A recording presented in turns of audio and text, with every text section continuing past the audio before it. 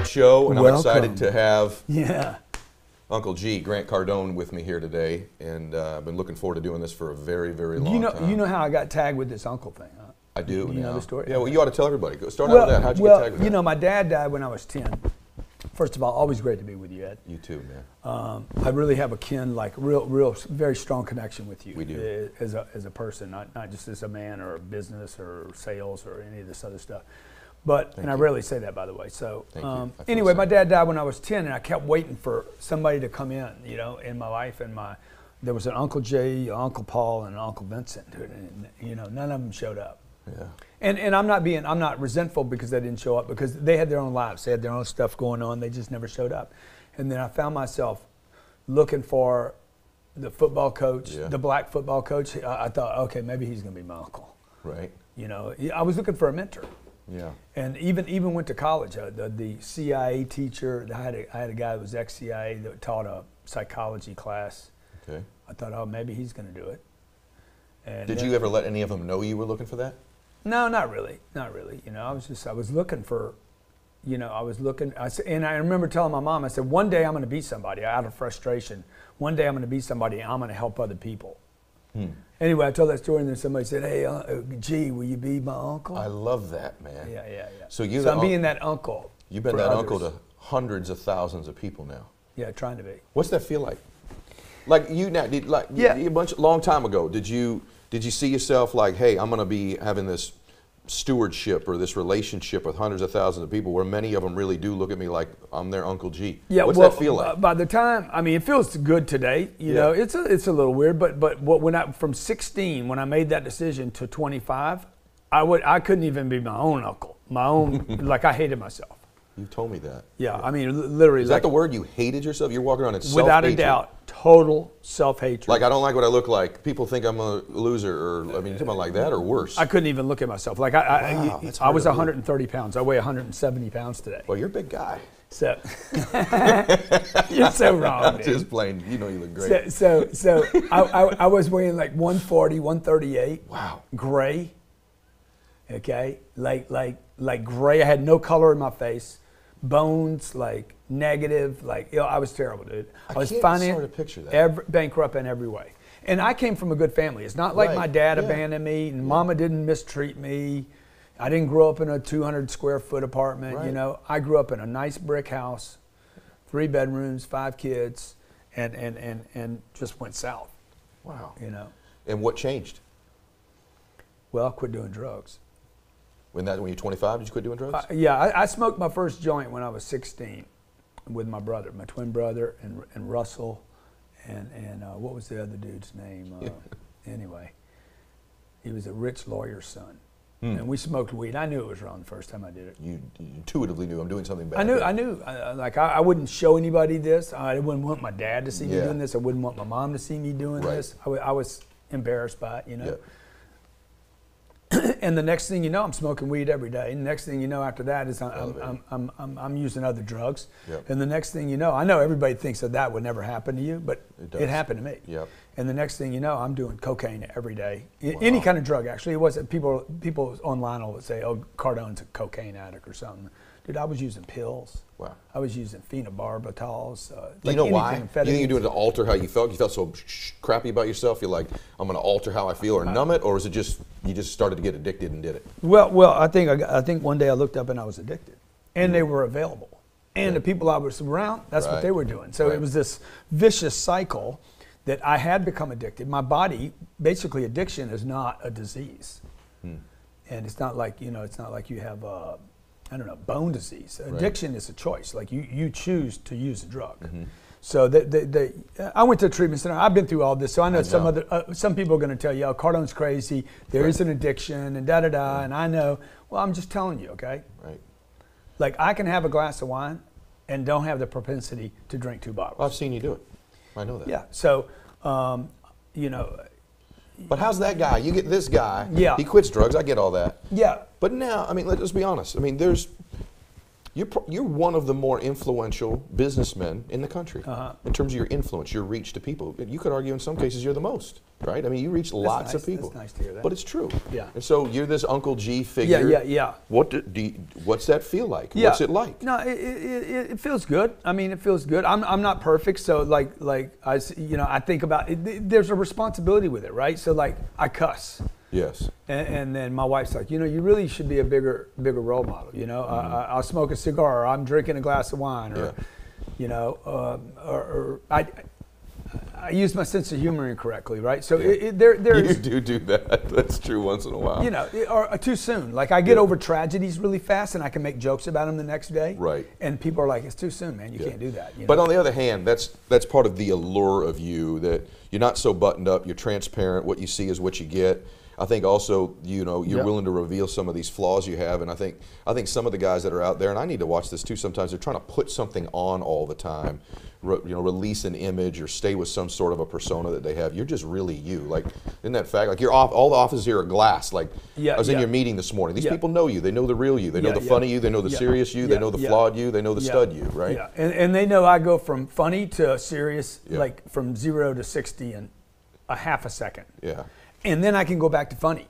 Like I don't get stuck in serious. So I go back and forth really, really fast. Yeah. And that confused a lot of people. They're like, what just happened there? Yeah, I do see that in you. Do you enjoy this?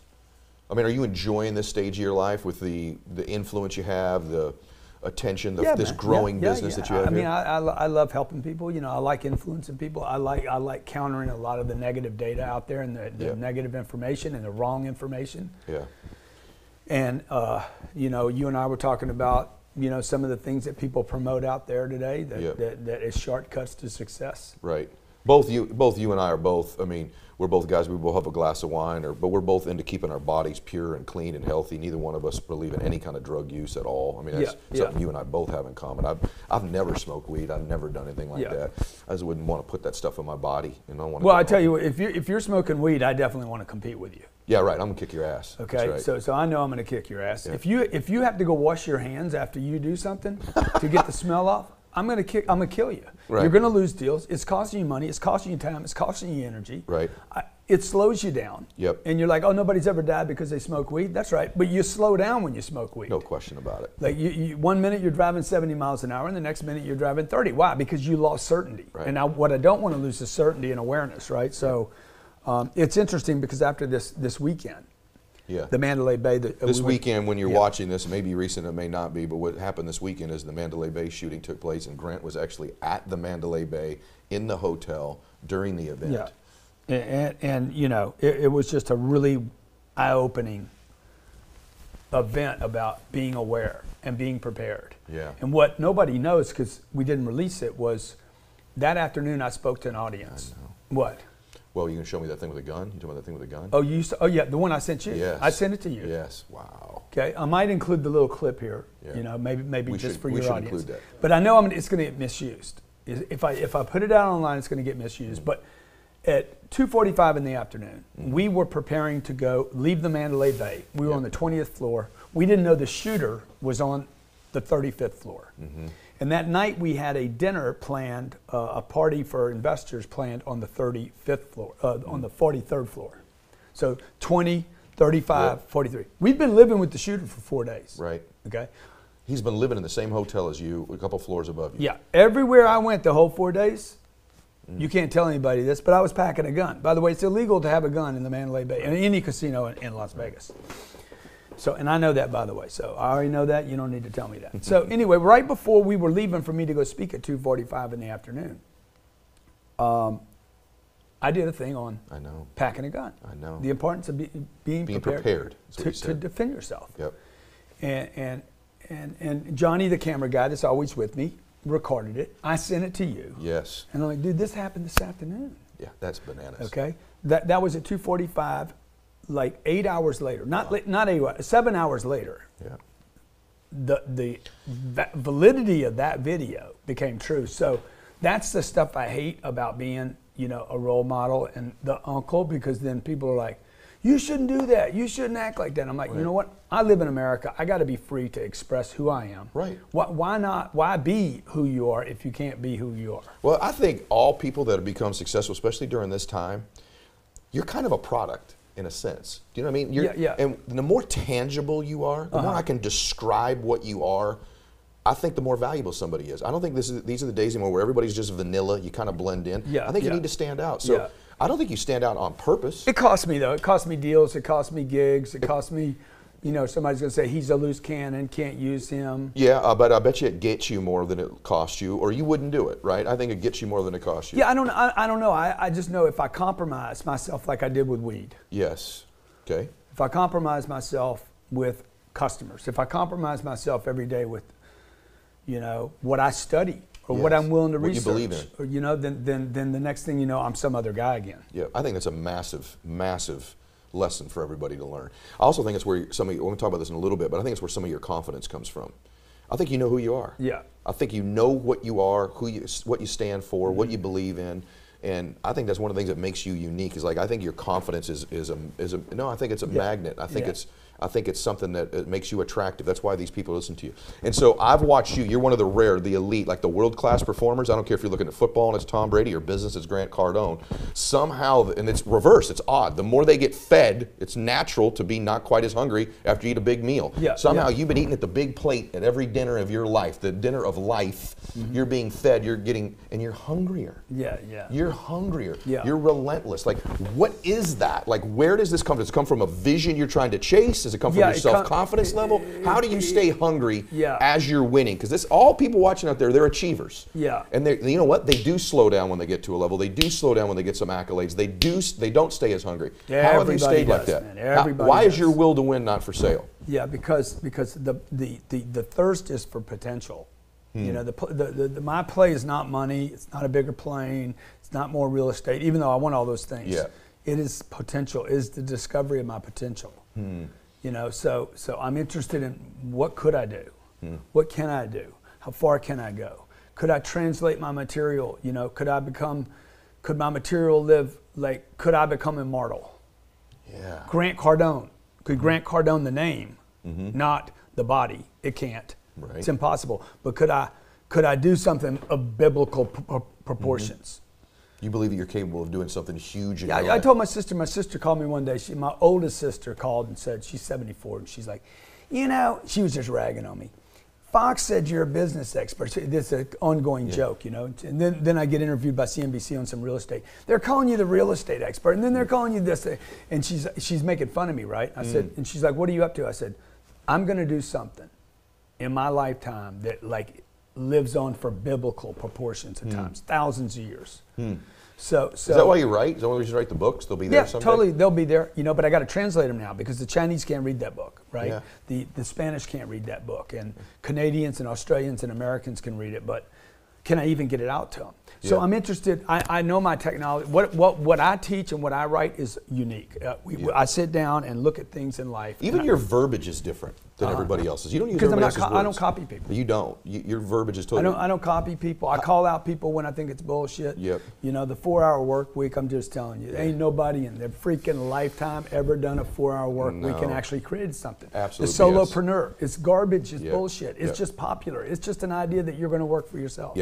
You know, when people tell me that you're better off making 42 grand at home than you are working for somebody else, my response is nobody's better off making 42 grand. Oh God, that's ridiculous. You know, when somebody says network marketing is a bad thing, I'm like, they're stupid. It's just dumb. They're stupid, right? Okay. There's only thousands of people who are winning doing it. Yeah, exactly. So don't be stupid. Don't regurgitate stupidity. Yeah, you don't accept stupid ideas just because they're accepted by the masses of people. Yeah, and I don't take advice from quitters. And the only people that say network marketing is a bad thing are people that quit it.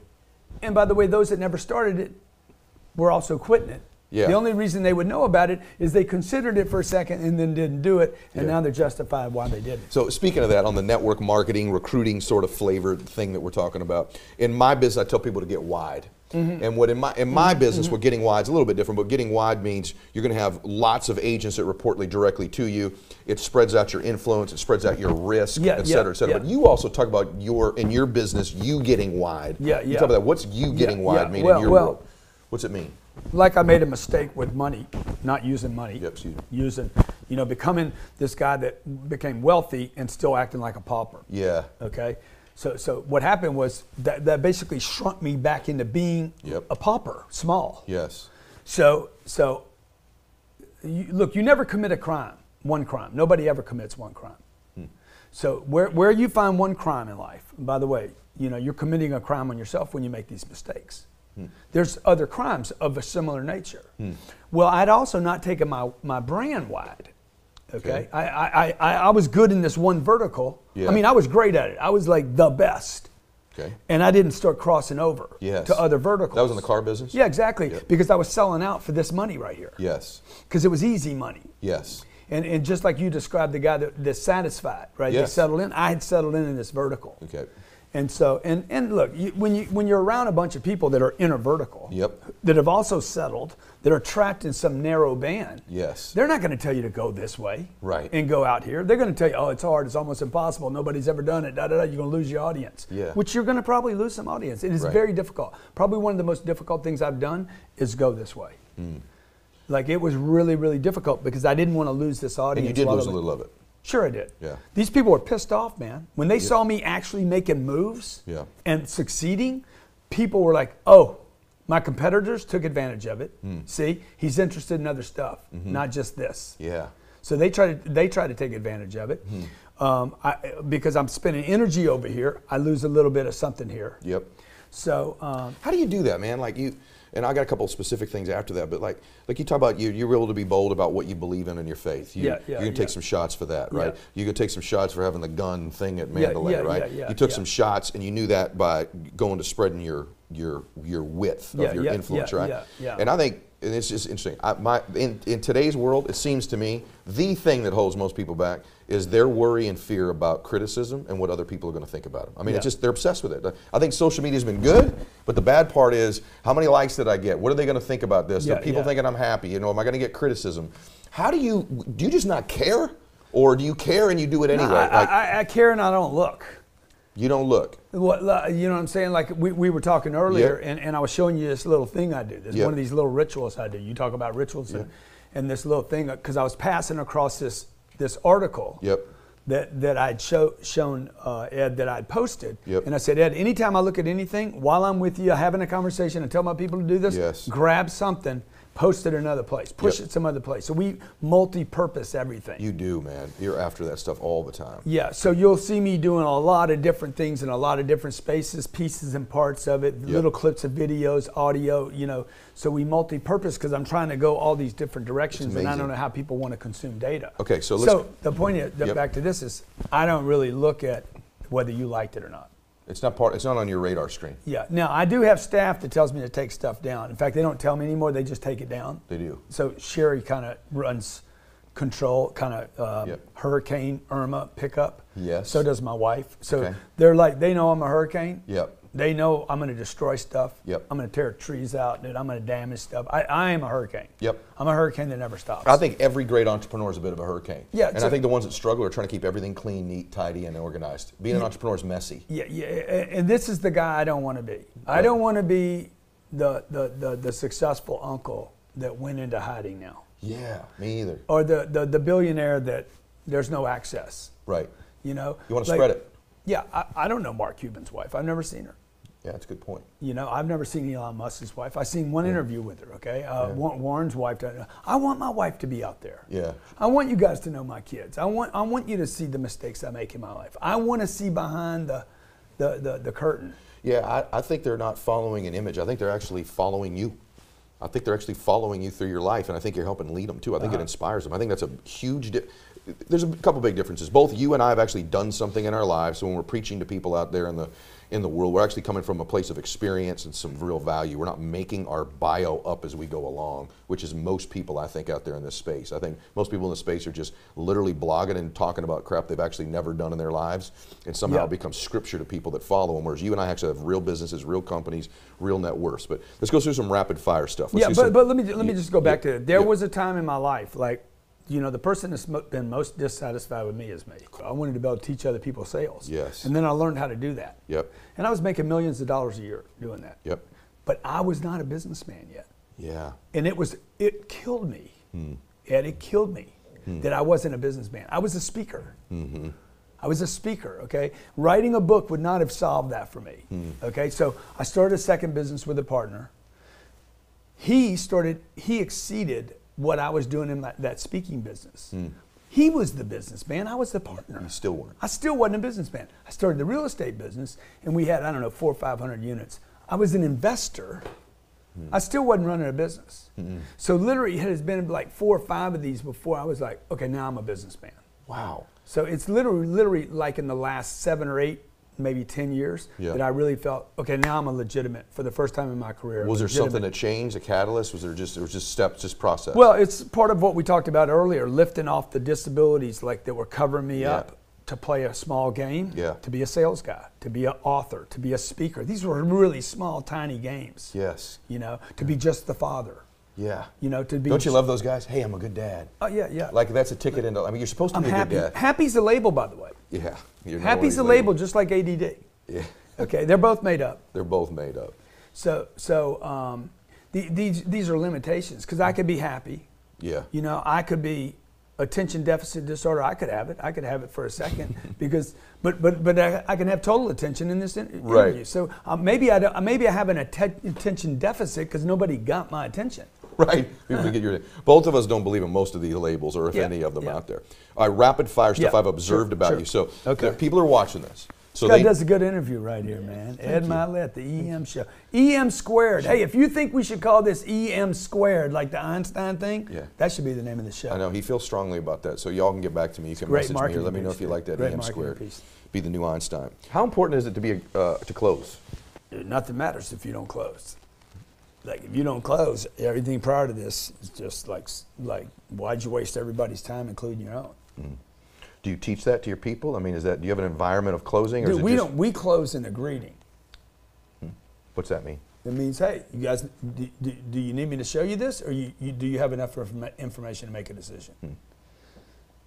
See, I think so somebody's with me, if somebody's agreed, you know, one thing I want to do is, like you're gonna, you know, like let's say you come to my one of my real estate investment dinners. Yep. I'm going to ask everybody in the room, hey, does anybody in the room know enough already to invest in the fund? Right from the get-go. Well, yeah. Why would I do the whole presentation? So you've started to close from the very beginning. Why would I? Not flow you power because you're certain. No, you walked in the room with a check for $500 in your heart. Yeah. In your mind, you're like, I'm going to do 500. I'm going to do $1 million. Okay, so why would I put you through the whole presentation when you've already decided? The reason I asked you this is because I want people that are watching this, because we can't get into this in the totality here. But we could create programs for this. Well, that's what I'm going to say. So first off, my organization is working on a custom program with you that we're going to do that involves some of these things. But if you're out there and you're involved in anything, which is everything, by the way, that requires sales or influence or persuasion, you are crazy not to get involved with this guy's technology and the training systems he have. I've become more and more familiar with, even today, pouring into some of this stuff. This is the premier, I'm saying this in your presence, not only is he the premier bird strike capturer in probably the world, I think you're probably #1 at that. But #1 and only one. It's just unbelievable. But I'm the Mayweather of bird strikes. Of bird strikes. I'm the McConaughey of bird strikes. Okay, so like. But I am the Shamu of bird strikes. You're the whale, baby. Shamu's dead now. I don't know. Did Shamu die? I don't know. I am the Armageddon of bird strikes. There you go. You're the Armageddon of bird strikes. But I got to tell you, he's the Armageddon of sales.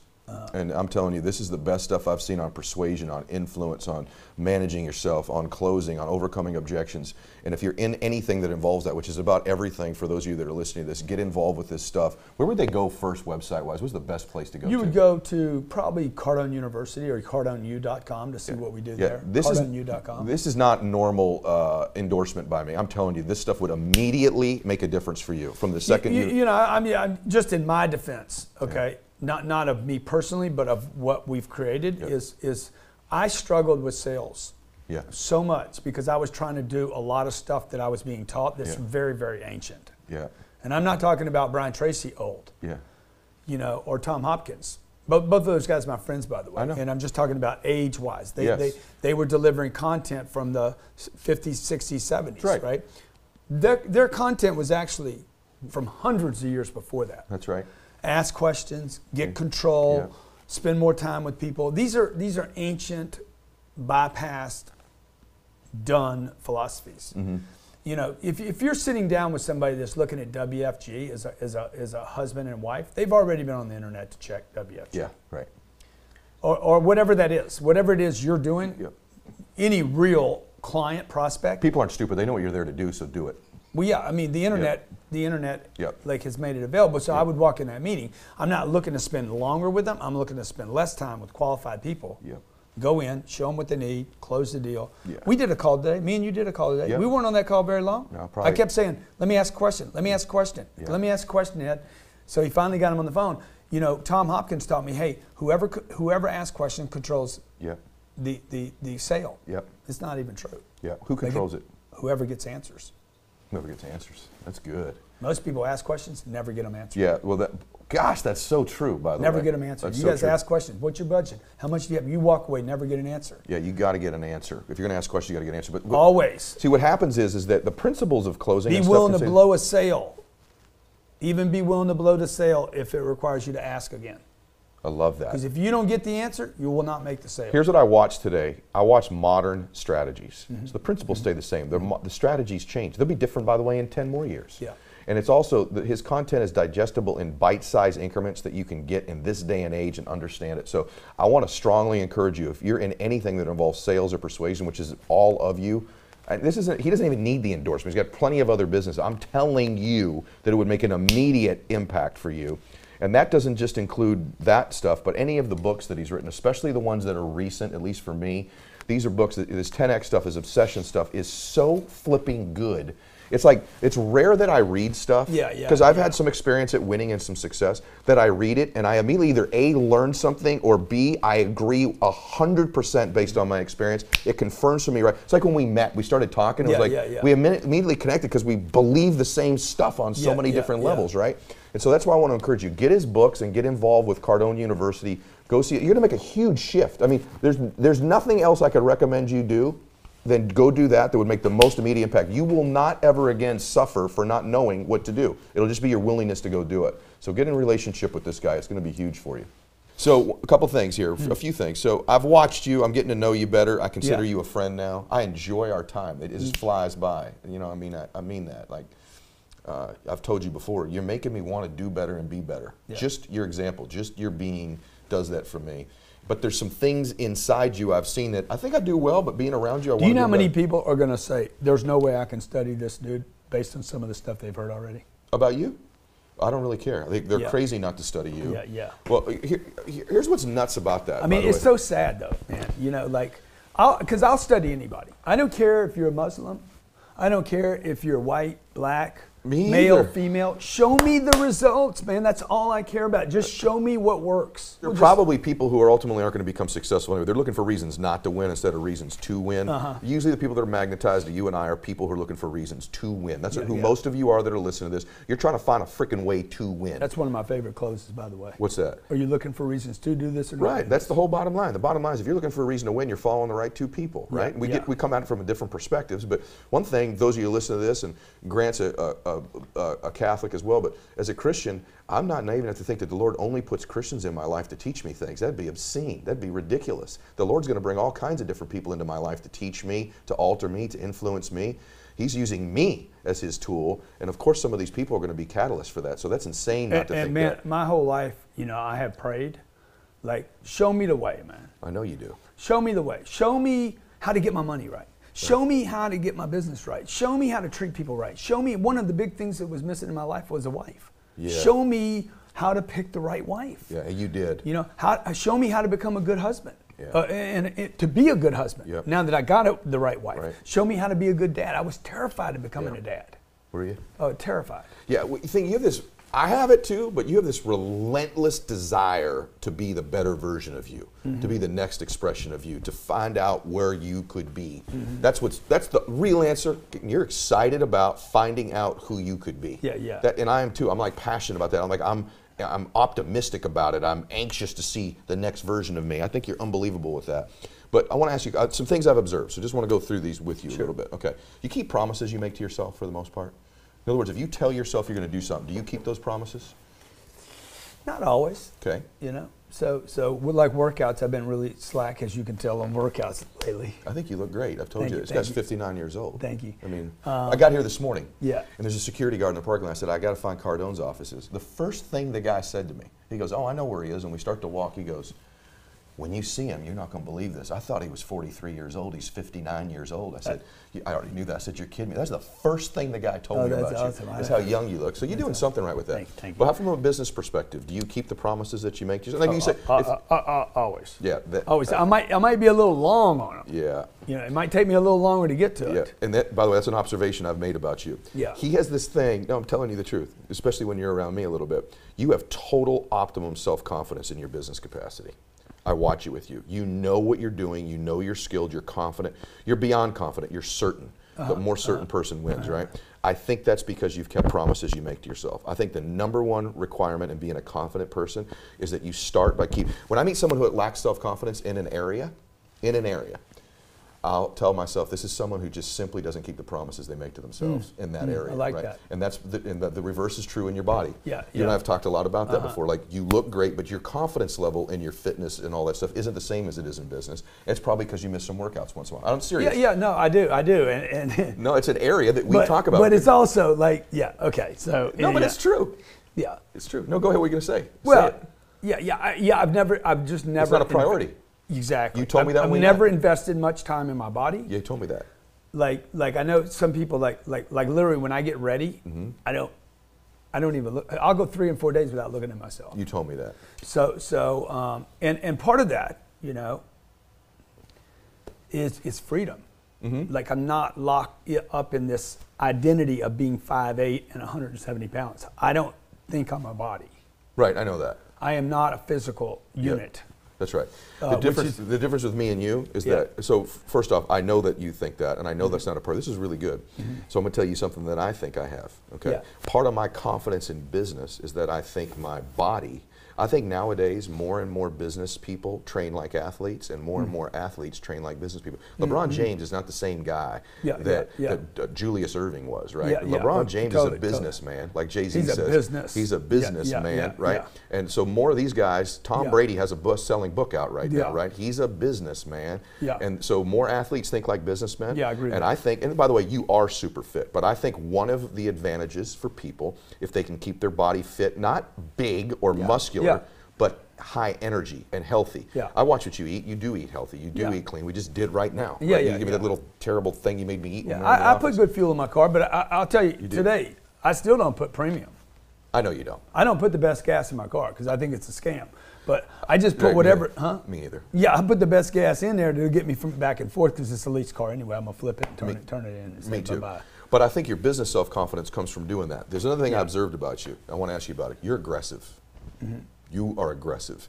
What that means is even if you have a plan. I'm probably the most aggressive I agree. business person I know. Me too. I think you're the most aggressive business person that I've met. And the other thing you'll do is in the moment you'll jump on something. Like if it's not planned and it could get something done, it could close, it could grow something, you'll do it. Talk about that for a minute. How important is aggression, being offensive, jumping on the moment? Dude, I walk into every environment looking for a deal to ink.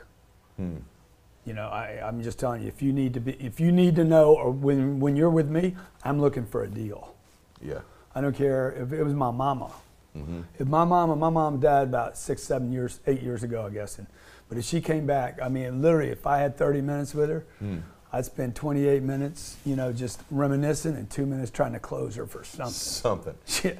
I'd be like, there got to be something you got. Yeah, and you lose interest quick if that's not there. You're out of it. Well, I don't lose interest quick, but I definitely try to set up something for later. You know, so you know, I believe in my product. So like, I'm always looking to how do I insert the product. Yeah. I'm way beyond now anybody calling me a sales guy. Yeah. He's always selling. He's always marketing. Right. He's always promoting. Yeah, you can say all those things about me. I already know that. Right, of course you are. Okay, let me say it for you. Yeah. I'm always selling, I'm always promoting, I'm always marketing. Yeah. Okay, so you're not tell me something about myself I don't know, because I already know that. Yeah, and those are positives. Yeah, and you're saying it about me because you don't do it yourself. That's correct. Yeah, that's like we said earlier today. If you had the cure for cancer, you wouldn't feel like a salesman if you were spreading it around. You tell literally everybody. So if you feel like what you're doing benefits somebody, it improves the quality of their life, you're at fault for not spreading that. And shame on you if you're selling a product you don't feel good about. Yeah, you're in the wrong place, exactly. And shame on you if you're spending your time hating on something you've already given up on. That number one thing is you interviewed me earlier, and I was saying I've never really competed with other people. I'm not concerned with other people. That is wasted energy that steals from my focus. Yeah. I'm worried about what I'm doing, my team's doing, my company's doing. Anything outside of that is someone is trying to rob me of my elite, hyper-focused state. I'm not doing that crap. I don't care what you're doing. I don't care if you're doing it wrong. I don't care where you're doing it. Well, I do when I'm going too slow.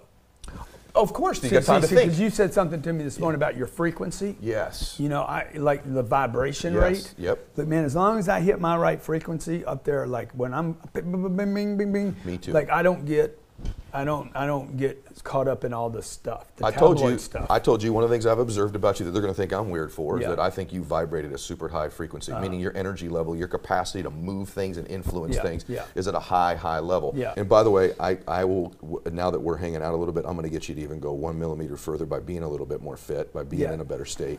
I'm gonna help you do that. I just need more Pilates, dude. You don't. He is a Pilates expert, but I need a real expert Pilates person. No, because when you do it, buddy, you light a core up so hot. Well, I thought you didn't need it.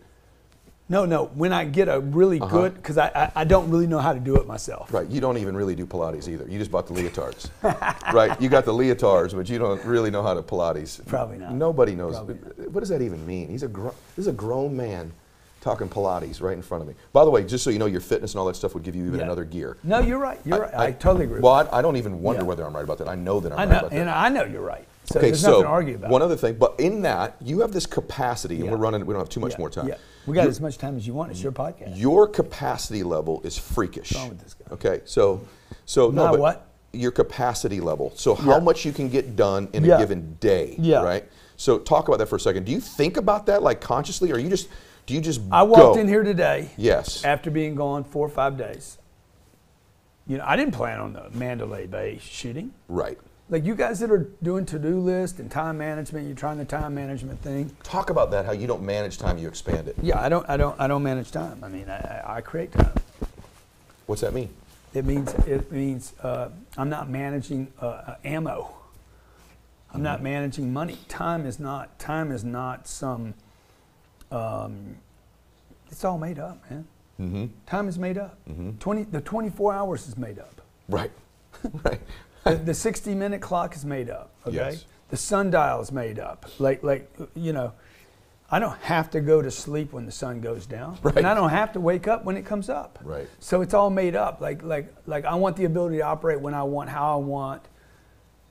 You know, so I create time. I decide when Mandalay Bay shut down, and there's a shooter, and 59 people get killed, and 527 people get hurt, and a hotel room with 5,700 rooms has to be searched, cleared, checked, double time, FBI, ATF, Metro Police, 5,700 rooms, biggest hotel in America, and all the public spaces, and the casinos, and the jackpots, and the executive and the employee lounges. Yep. People are like, how long do you think we're going to be down here? We're going to get out of here at 8:30. I just did the math. I did 5,700 rooms, 3 minutes each, 2,700 policemen. We're going to be here 12 hours. You knew it. Okay, so what am I going to do now? Right. What am I going to do with the time I have? Yeah. Right? You know what I did? I took a nap. Took a nap. It's 200 people in the cafeteria. The thing had calmed down. The shooter was down. He was dead. And the first thing my wife observed is you and Kevin Harrington. Kevin was down in the room with me. He's like, you and Kevin Harrington are the first two people sleeping. You told me that. Yeah, you're like, I need to get some sleep because I know. So the two executives go to sleep, get some rest, because we know what? There's going to be another day. So I want to wake up the next day rested, ready to roll again. Yep. So it's not how do you manage time, but how do you maximize whatever time you have. And people often ask me, well, how much do you sleep? And I said, don't worry about it. Yeah. I worry about what I do the other 16 hours. I sleep 8 hours a day. I know you do. You told me that before. You get a full 6. I don't get full 8, but I understand what you mean. I max out every single second of the day. Yeah. And that's not some tagline either. You do really embody maxing out. The call. Yeah. So when I came in here today, where I started, I did not know. I did not have a calendar. Katie keeps the calendar. I know you didn't even know a couple of meetings you had. Yeah. Look, I wasn't even sure what day he was coming in here. So I'm like, he said yesterday, today, whenever. So when I came in today, literally, I didn't know about that meeting we had today. I know you didn't. So she. Now, you're not talking about the one with me. Some other one that we had. We had a guest in here today, NFL guy, and anyway. So yeah, I do whatever I have to do. Yeah, you do. You react well in the moment. You got your plan. You write your goals down in the morning at night? Yeah. You do. Yeah. But then you improvise I like all day that. long. I write them down in the morning, I write them down at night, and I write them when I lose. What do you mean by you write them when you lose? Anytime I lose or I'm disappointed, I just go back to writing my goals, looking at my goals. Where am I going as opposed to what just happened? You really? Yeah. So anytime I fail, yep. I lost this deal in Jacksonville. It was 1,000 units, and I missed the deal. And I was like, God damn, what did I do wrong? I'm beating myself up about it. And I wanted this deal, and I started, hammering on my staff. Ryan Seck was in there. I'm like, Ron, go do it. You should have told me. And then I'm like, okay, wait a minute. Where are you going, dude? You went back to where you're going. Oh, I'm going to 40,000 units. Because that's rear view stuff. Yeah, exactly. It's already over. Got you. So I'm going to 40,000 units. So what does 1,000 matter? Right. Right. But if you're not focused on the big thing, these little things get magnified. By the way, I picked up the phone and called the guy and said, hey, if that deal falls out, I want it. You did something. You took action. Yeah. Yeah. So talk about this for a second real quick. So I heard you say one time, you said the big don't eat the small, the fast eat the slow. Yeah. What's that mean? Yeah. I think we're in a time where it's not about big, it's about fast. How fast can you go? What's an application of that? Getting over stuff fast. Making calls fast. Getting to people fast. Yeah. Doing stuff fast. Not having ideas and putting them down, executing them. So I get more done in shorter periods of time because I just do more. Yeah. And the more I do, the more I have time to do. So speed, I don't think a lot. I do a lot. I probably outdo. Gary Vaynerchuk said, man, who you think somebody asked, hey, who outworks who because we're supposedly both. I said, dude, I don't know how much he works. Yeah, right. Right. But I tell you what, I work fast. Yeah, you do work fast. You do a lot of things at one time in one day. Yeah. I've watched you do that. You also get to the point of what I would call like winning. You get to the close. You get to the point where it's actually productive. Yeah. In other words, you're not stupid busy. People get stupid busy. They're just doing a bunch of crap that's not productive. Yeah. I even watch your face. Once you sort of identify what I'm doing right now is not real productive anymore, you kind of end it. Your face. Well, you're very observant. I am, but even that's what I meant by disinterested. Once this thing's not productive, you're not interested in it anymore. You're on it. Let's be productive. Do you sense that about yourself too? Yeah. Oh, totally. Yeah. I think most of the time I feel bad about it. By the way, because it can be rude. Yeah, I hate small talk. You do. Yeah. I fucking hate it, dude. I know you do. I hate it. Like I'm working on this big deal in Houston, Texas, and I think I'm gonna have to go on a hunting trip to get it. And you don't want to do that. Dude, I don't even know if I can. You just can't stomach the small talk stuff. I hate it, man. I hate it. I hate thinking we're gonna have to go to the duck blinds, drink the beer, hang out, listen to the stories. I mean, it drives me nuts. But will you do it if it's required to get the deal done? I don't know. Probably. You probably will. Probably will. I can tell you that you will from being around you. Yeah. So you'll do whatever is required of you to get a deal done, I think. Yeah. All right. It's just some things I'm just not good at. A couple more things. Yeah. A couple more things. So you want what? In other words, why does all this exist? You got this TV studio, all this content, you got 50-some employees here. This studio exists because of a resentment. So this was created because I walked out of Fox News one day. Okay. And I was doing the Neil Cavuto show, and it lasted 3 or 4 minutes. So I drove over there, drove back, took 30 minutes to get there. I go sit down, they get me there 25 minutes early, I'm waiting, we go in there, I do 3 or 4 minutes. It's a great interview. Yeah.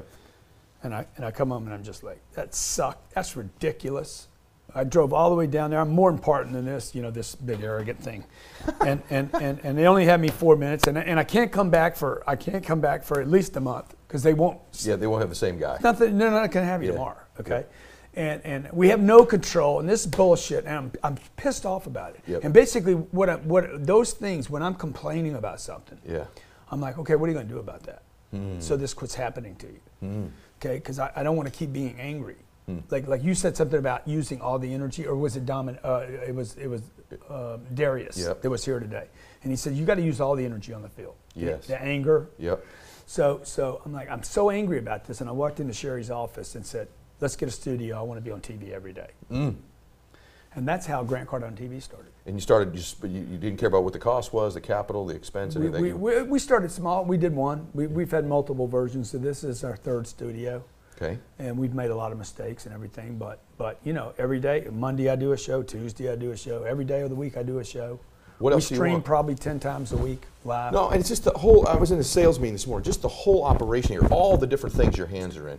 Yeah, all the stuff that you're interested in, between the social media stuff and the closing and your sales stuff, all that sort of stuff. What else do you want? Like, you know, you're looking at, I'm not going to tell you I want 40,000 apartments. I'm going to take my real estate portfolio. What I'm going to do is I'm going to take the 4,000 units I have, I'm going to roll to 40,000.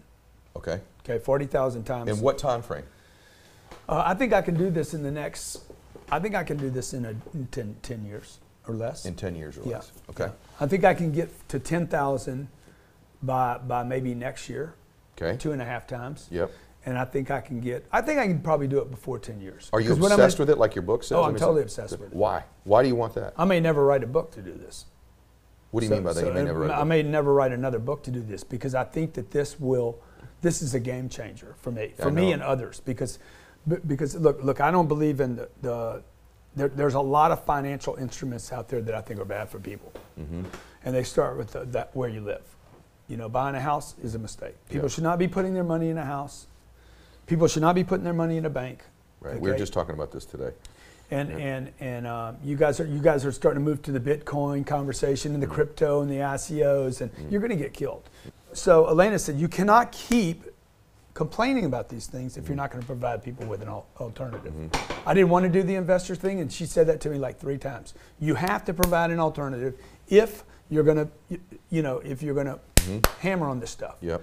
So that's why I'm creating the fund. And have them know a little bit about it so that Cardone Capital is a fund created for people that love real estate, like passive income. Accredited investors only. Yeah, positive cash flow. Yeah. And you're willing and able, in a financial situation, you can wait for 6, 7, 8, 10 years to double and triple your money. Mm-hmm. So and by the way, principal too. You get your principal back. Yep. You get a dividend every month. Yep. Not every quarter, every month. Mm-hmm. And you wait for us to do a double or a triple. Gotcha. So this isn't get rich quick. Yep. But it is get rich for sure. Yep. And that's your primary focus right now. Because what I want to do, I want to scale. The best way to get allegiance and friends on this planet is to pay them every month. Right. It's not for them to pay you, it's to pay them. That's okay. True. Yeah, they'll get you friends quick. You want to make friends, dude. A billionaire taught me this. Yeah. He's like, Grant, if you want people pulling for you, pay them. That's so true. Yeah. And I said, what do you mean? He's like, I'm not talking about employees. Yeah. Pay them with investments. Yeah. Get their money to be paid money. Yeah. You want friends? He's like, man, because he built a company from scratch. It went public, and everybody that invested got rich. And he's like, I got people all over the planet. He was telling me before it went public. He's like, I got people all over the planet pulling for me every day. Wow. And so that really set that idea. I said, okay, I've helped them with books. I've helped them with seminars. I helped them with speaking at your gig. Yep. Then we opened up in October and November last year. We opened up 2 funds. They oversold. Yeah. And every month people get a check. Well, people are starting like, thank you, send me gifts, thank you, send me a watch, thank you. Like, man, people are pulling for me, they're praying for me. People tell me, man, I'm praying for you now that I'm investing with you. Yeah. So we're going to scale that out. Yeah. It helps me scale, and it helps them make money. So that's your primary focus right now. Above all these focuses, that's your driving. That's the thing that's driving you the most right now. Yeah, I mean, it's not keeping me from doing this interview with you right now. You know, well, you couldn't be anywhere more important than that. That's right. You know that's that. right. So I really want to do that. It's a personal thing for me because now if I could take the package, the 40,000 units, and go to Wall Street and sell it, there you go. That would be me ringing the bell. Is one on my bucket list. I got some chills on my hairless arm right there. My hair that was there would be standing up. So really, I'm going to help the public. Yeah. Be able to invest in these are massive projects that produce cash that are very difficult. Someone couldn't get into on their own without the type of credit, access, capital, etc. I mean, who's a rich guy you know? Right. Rich Thawley. The guy he can't buy these deals. Right. Even though he's got the money. Right. The guy you worked out with this morning. Yeah. He can buy the Marlins. Derek Jeter. He cannot buy these apartment deals. Right.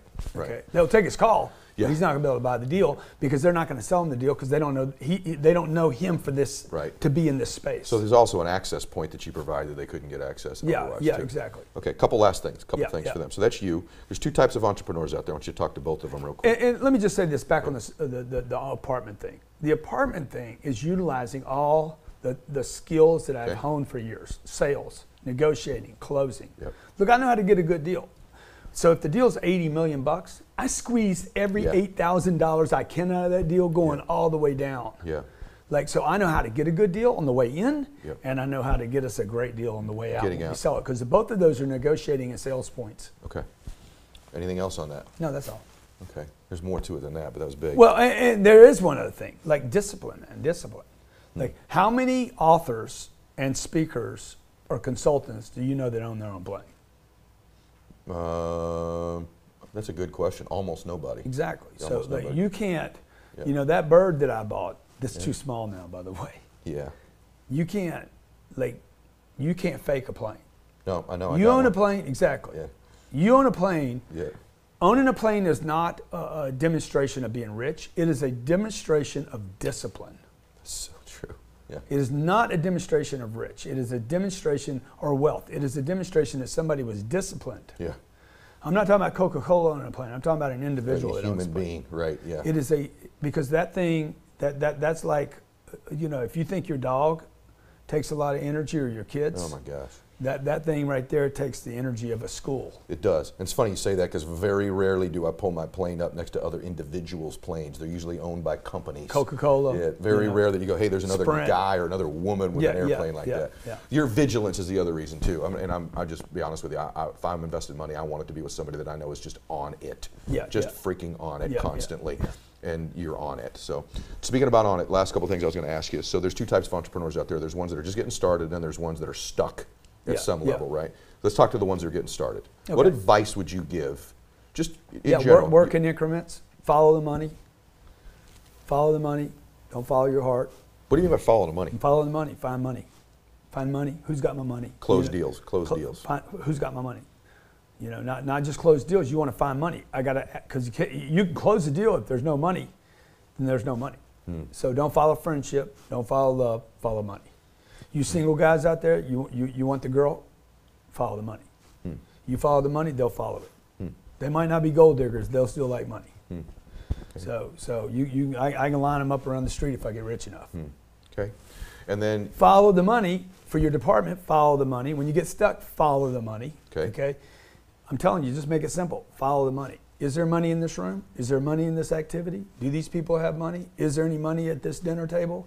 Am I eating where there's money? Is there money in this hotel? If there's no money there, don't go there. Right. And money could be indirect too. Like in my business, so money could be, I'm going to get money if I recruit people. Yeah, right? exactly. We're going to talk about that. Yeah. People. So who's got money? Right. Bars don't have money.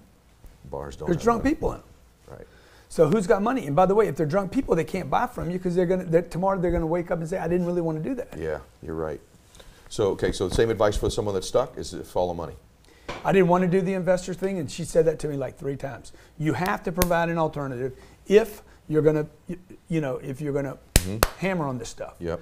So that's why I'm creating the fund. And have them know a little bit about it, so that Cardone Capital is a fund created for people that love real estate, like passive income.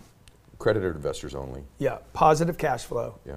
And you're willing and able in a financial situation, you can wait for 6, 7, 8, 10 years to double and triple your money.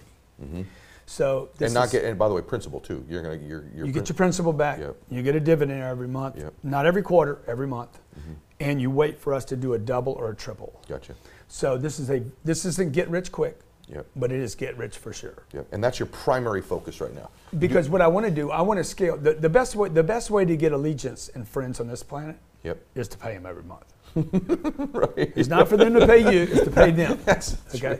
Yeah, they'll get you friends quick. You want to make friends. Dude, a billionaire taught me this. Yeah. He's like, Grant, if you want people pulling for you, pay them. That's so true. Yeah. And I said, what do you mean? He's like, I'm not talking about employees. Yeah. Pay them with investments. Yeah. Get their money to be paid money. Yeah. You want friends? He's like, man, because he built a company from scratch, it went public, and everybody that invested got rich. And he's like, I got people all over the planet. He was telling me before it went public. He's like, I got people all over the planet pulling for me every day. Wow. And so that really set that idea. I said, okay, I've helped them with books. I've helped them with seminars. I helped them with speaking at your gig. Yep. Then we opened up in October and November last year. We opened up 2 funds. They oversold. Yeah. And every month people get a check. Well, people are starting like, thank you, send me gifts, thank you, sending me a watch, thank you. Like, wow. Man, people are pulling for me, they're praying for me. People tell me, man, I'm praying for you now that I'm investing with you. Yeah. So we're gonna scale that out. Yeah. It helps me scale, yep. and it helps them make money. So that's your primary focus right now. Above all these focuses, but you're driving, this thing is driving you the most right now. Yeah, I mean, it's not keeping me from doing this interview with you right now. You know, well, you couldn't be anywhere more important than that. That's right. You know that's that. right. So I really want to do that. It's a personal thing for me, because yep. now if I could take the package, the 40,000 units, yeah, and go to Wall Street and sell it, there you go. That would be me ringing the bell. Is one on my bucket list. I got some chills on my hairless arm right there. My hair that was there would be standing up. So really, I'm going to help the public. Yeah. Be able to invest in these are massive projects. Yeah. That produce cash. That are very difficult. That someone couldn't get into on their own without the type of credit, access, capital, et cetera. I mean, who's a rich guy you know? Right. Rich Thawley. The guy he can't buy these deals. Right. Right. Even though he's got the money. Right. The guy you worked out with this morning. Yeah. He can buy the Marlins. Derek Jeter. He cannot buy these apartment deals. Right. Right. Okay. They'll take his call. Yeah. But he's not going to be able to buy the deal because they're not going to sell him the deal because they don't know they don't know him for this to be in this space. So there's also an access point that you provide that they couldn't get access. Yeah, too. Exactly. Okay, a couple last things, things for them. So that's you. There's 2 types of entrepreneurs out there. I want you to talk to both of them real quick. And let me just say this back on the apartment thing. The apartment thing is utilizing all the skills that I've honed for years: sales, negotiating, closing. Yep. Look, I know how to get a good deal. So if the deal's $80 million, I squeeze every $8,000 I can out of that deal going all the way down. Yeah. Like, so I know how to get a good deal on the way in, yep. and I know how to get us a great deal on the way out when we sell it, because both of those are negotiating and sales points. Okay. Anything else on that? No, that's all. Okay. There's more to it than that, but that was big. Well, and there is one other thing, like discipline. Like, how many authors and speakers or consultants do you know that own their own plane? That's a good question. Almost nobody. Exactly. Almost so like, nobody. you can't, that bird that I bought, this is too small now, by the way. Yeah. You can't fake a plane. No, I know. You own a plane, exactly. Yeah. You own a plane. Yeah. Owning a plane is not a demonstration of being rich. It is a demonstration of discipline. So true. Yeah. It is not a demonstration of rich. It is a demonstration or wealth. It is a demonstration that somebody was disciplined. Yeah. I'm not talking about Coca-Cola on a plane. I'm talking about an individual. Like a human being, right? Yeah. It is because that thing that's like, if you think your dog takes a lot of energy, or your kids. Oh my gosh. That thing right there takes the energy of a school. It does. And it's funny you say that, because very rarely do I pull my plane up next to other individuals' planes. They're usually owned by companies. Coca-Cola. Yeah, very rare that you go, hey, there's another Sprint. guy or another woman with an airplane like that. Yeah. Your vigilance is the other reason too. I'll just be honest with you. If I'm invested money, I want it to be with somebody that I know is just on it. Freaking on it constantly. And you're on it. So speaking about on it, last couple of things I was going to ask you. So there's 2 types of entrepreneurs out there. There's ones that are just getting started, and then there's ones that are stuck at some level, right? Let's talk to the ones that are getting started. Okay. What advice would you give, just in general? Work in increments. Follow the money. Follow the money. Don't follow your heart. What do you mean by follow the money? Follow the money. Find money. Find money. Who's got my money? Close deals. Close deals. Who's got my money? Not just close deals. You want to find money. Because you can close the deal if there's no money, then there's no money.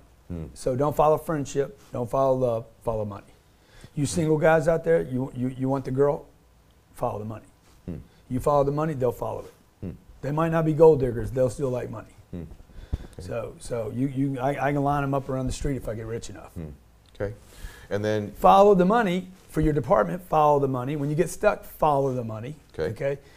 I'm telling you, just make it simple. Follow the money. Is there money in this room? Is there money in this activity? Do these people have money? Is there any money at this dinner table?